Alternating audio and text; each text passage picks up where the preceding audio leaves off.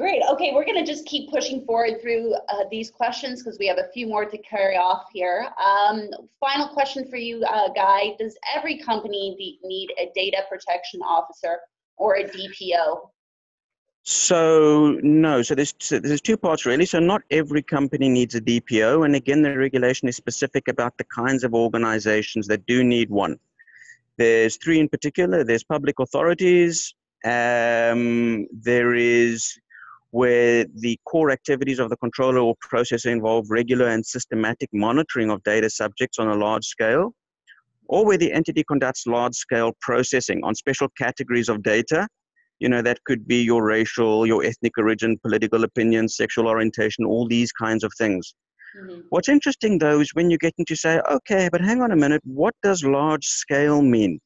And the regulation isn't explicit about what large scale means. It's only when you start going back a little bit and having a look at the early drafts of the GDPR that you see that there was actually a number quoted first, and that number was, again, at least 250 employees would be, you know, subject to a requirement for a DPO. That 250 number didn't make it out into the final approved regulation.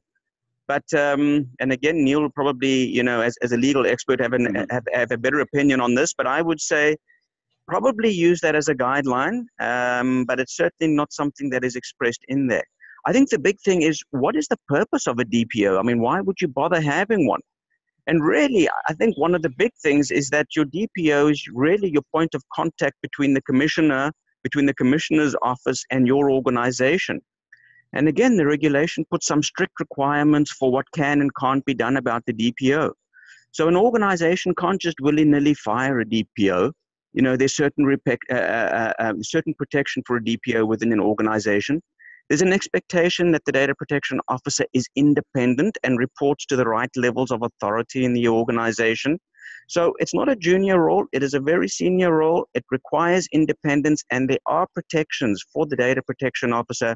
You know, so think about an organization who decides, oh my goodness, you know, we don't need all of this kind of exposure. We're going to get rid of our data protection officer because it's exposing us, and, you know, we'd rather run under the radar. Nope, there's protection offered within the regulation. And again, Neil, please chip in here. But, you know, absolutely. The role of the DPO within the organization. Yes, completely agree, Guy. And the important thing, again, to remember is, because you might have a situation where a DPO feels that they have to involve a supervisory authority. And if they do that, the organization that has taken on the DPO can't do anything to interrupt that. They can't be dismissed for involving the supervisory authority. So it is an extremely important role. Effectively, it's, as you know, as you say, Guy, the DPO has to be independent.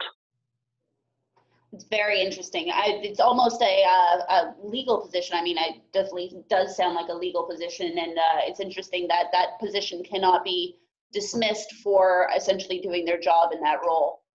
And in fact, yes, exactly. The requirement is for someone that does understand the law, that is an expert in the law. So certainly it does make that point. Exactly. So it's not a title to be just handed out lightly. Dead right. Dead right. Yeah. Beautiful. Thank you for that answer.